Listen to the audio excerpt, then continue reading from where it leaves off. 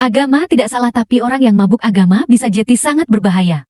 Tapi kalau argumentasi kayak gini, Iya, kalau kita kaya kan kita bisa lebih banyak ngebantu orang. betul. Dan lebih baik menangis di Ferrari daripada di bajai. Benar, itu benar juga. Nah, makanya di dalam Islam, apapun yang mengantarkan kita kepada Allah itu jadi bagus. Apakah itu kaya, apakah itu miskin. Tapi yang menjauhkan kita daripada Allah, nah apakah itu kaya, apakah itu miskin, jadinya buruk. Contoh kayak gini misalnya.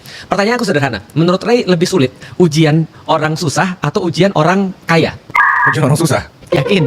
Nggak tahu. Oh, mungkin bener juga kalau kaya jadi kayak banyak cobaan yang Betul. ngerti. Ternyata banyak orang yang lebih banyak orang yang lulus ujian ketika dia susah ketimbang dia ujiannya ujian kaya. Wah.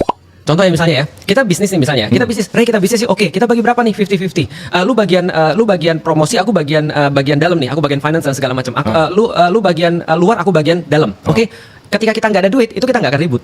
Benar. Tapi begitu kita ada duit, Itu yang mulai ada selalu mikir, terjadi. Itu yang selalu terjadi. Kayaknya nggak bisa 50-50 deh. Nah, itu benar. Kayaknya 60-40 deh. Kayaknya aku lebih banyak daripada dia dan seterusnya. Yang gue sering lihat terjadi di Indonesia, karena orang segila agama itu mungkin bilangnya mabuk agama. Benar, mabuk agama. Itu bisa membodohkan orang. Banget. Dan itu yang kayak anyway ya, setiap ngobrol sama orang yang dalam banget soal agama, kayak ngomong agama, nggak tahu kenapa udah jadi di belakang kepala tuh, waduh ini orang udah mabuk agama. Mabuk agama, Jadi kayak betul. nggak bisa diomongin secara logika, nggak bisa karena kenapa realitanya begitu?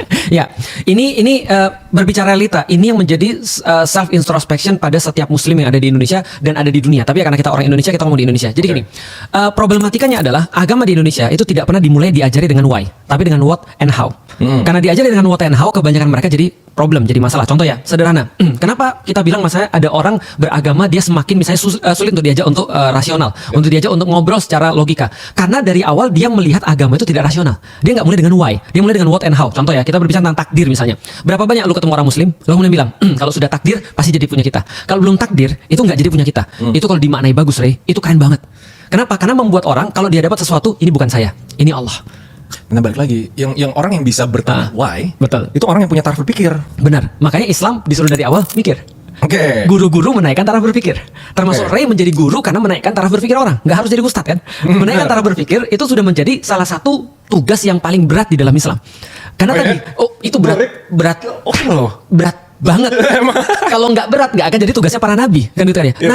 Aisyah bilang begini, Bunda Aisyah bilang bahwasanya Rasulullah itu mengajarkan kepada kami akidah dulu, why dulu sebelum halal dan haram. Karena kalau halal dan haram dikasih tahu kepada kami sebelum akidah, maka kami akan tolak semua itu. Karena kami nggak punya reason untuk kemudian kenapa kita harus berbuat seperti ini. Mungkin karena aku punya point of view dari orang-orang bukan muslim yang dulunya benci sama Islam, nggak suka sama Islam. Lu sempat benci? Bukan benci lagi, aku benci banget orang Islam tuh munafik. Serius? Iya, orang Islam ya. Mereka ngomong aja, agama Islam itu adalah agama yang nyuruh baca. Mereka nggak pernah baca. Orang Islam itu adalah orang yang jujur. Lah mereka banyak bohongnya.